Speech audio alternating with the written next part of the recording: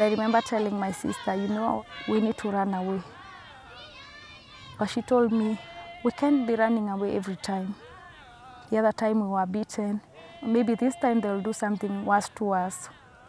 I'm 10 years, you're 8 years. So maybe if I agree to undergo the cut, they will leave you. My story started when I was 7 years old. That's when I lost my parents. And I had to move and start living with my grandfather, me and my sister and my elder brother. My time reached. Our uncle came to our grandfather's place because he has already planned to circumcise me and my sister. So when we went to a boarding school is now when I started hearing circumcision is not done to every girl, because before I really thought it's done to every girl in Kenya. And that's when I decided that I don't think it's something I want to agree with, or I don't think it's something that I would really want to undergo. And I started talking to my sister and I told her, you know what, we really need to run for a rescue, because I thought I will die, or if I don't die again, I'll be married to an old man who is not even my choice.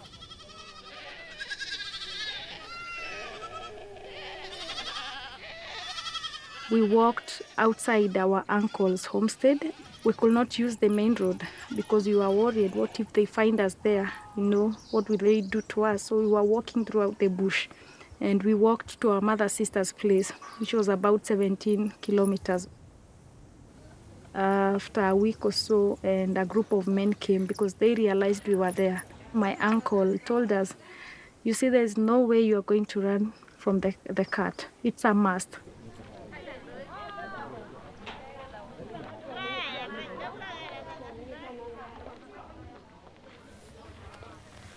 FGM. FGM stands for female genital mutilation. According to the World Health Organization, is the removal of any genital parts or any part of the genital organ for non-medical reasons. So you're cutting a place that is not supposed to be cut, so you're destroying it. You're mutilating that part. When we closed schools, it came for us again. And again, I was trying to tell people that I don't want to undergo the cut, but no one would agree. They thought it's really crazy because they were like, you are born in this village, you understand the Maasai culture. Why do you want to go against it? And you know very well you cannot be accepted by your own community or by this community if you have not undergone the cut. This has never happened here. This is a very big shame that you've brought to us. You've never seen any girl who has not undergone circumcision in this village, and you'll not be the first one. And I kept postponing until now. I sat down with my grandfather saying that, you know, I want to go to school, or I will go and never come back. And that's when he realized, I think this girl is serious. And he called my family, he called people from my community, and he said, let's leave her.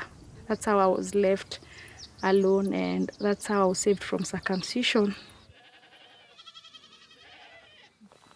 My sister really sacrificed herself to undergo the cut for me to be left out. It's still one of the hard moments for me up to now, because I really wanted to help her. I really wanted to find a way of going and telling the women and telling everyone in the community that she be left alone. But then again, I couldn't, because if I went there, they will circumcise me forcibly. So she was not lucky. She got circumcised and later she got married. And it has been hard because every time I'm like, I wish I could help her. I wish I could do something for her. But I was not able.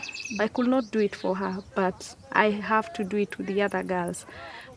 I had to come back to the same village and try and make change.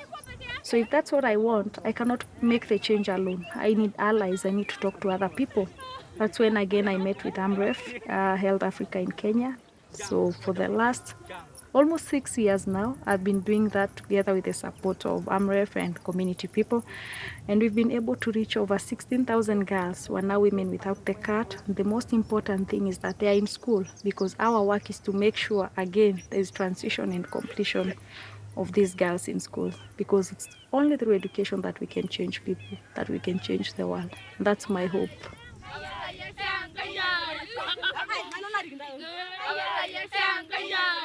When you come into a society, there are those already inbuilt structures. We do not purpose to change them. We work with them.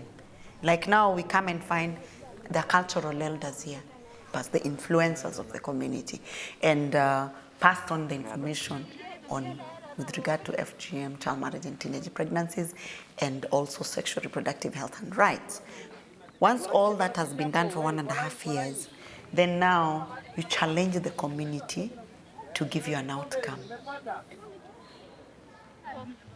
Let's have something in the place of FGM. ARP stands for Alternative Rite of Passage, and when a community decides that they have understood the effects of FGM, why it is not acceptable in society, why their daughters should not go through FGM, then the community resolves not to do it anymore, and then now they decide to have an alternative instead of a vacuum.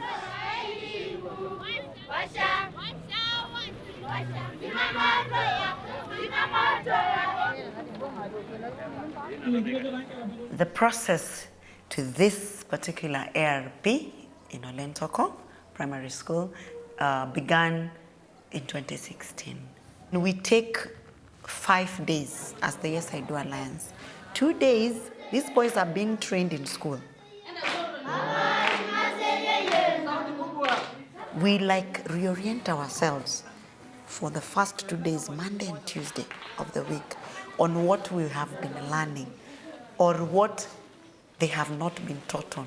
And we talk about FGM, we talk about sexual reproductive health, sex and outcomes of sex, understanding their body, how it functions, how it's changing, the changes and what it means and how they should take care of them at that time. Then the 2 days that follow, Wednesday and Thursday, we also engage the girls, understanding their bodies, healthy relationships, their rights as girls, their rights as children. Any other? These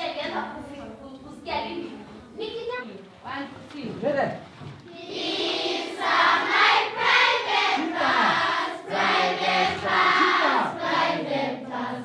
These are my private cars. No one should touch them. No one should see them. What we're encouraging the Maasai community to abandon is the harmful traditional practices, but we ask them to uphold their beautiful culture.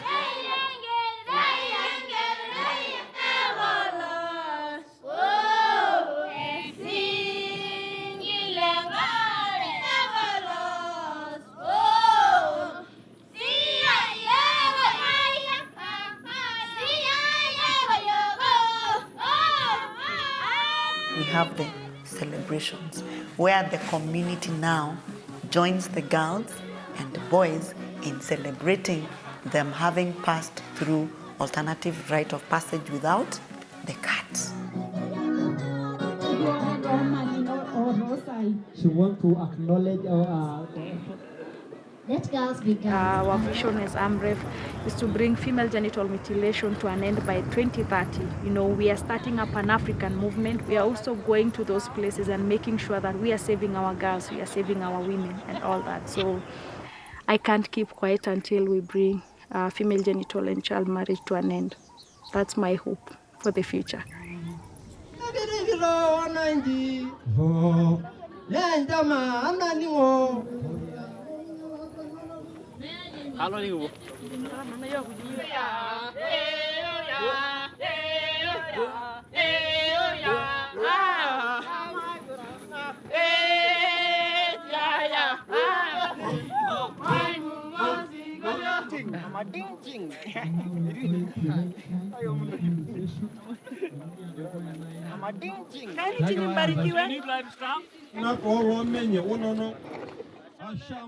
It empowers the girls to to enhance their self-esteem, because among the Maa communities, women don't have a voice.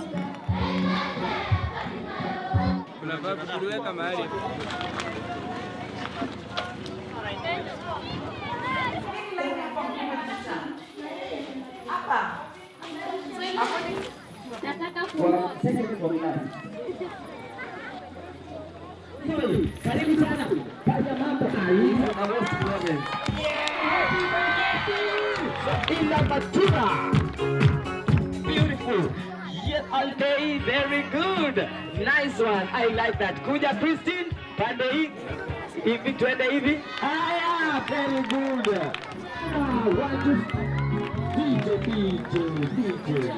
Okay, give me 3 reasons why you don't want to support. Haya, thank you very much. Precious. Precious. Kuja ukae hapa. I would love to see every girl live their dream. These girls, these boys have potential. They have talent that, if nurtured, can bring them to a level where they can stand on their own and become stars. For them to embrace education, and it will take them far, and they could be the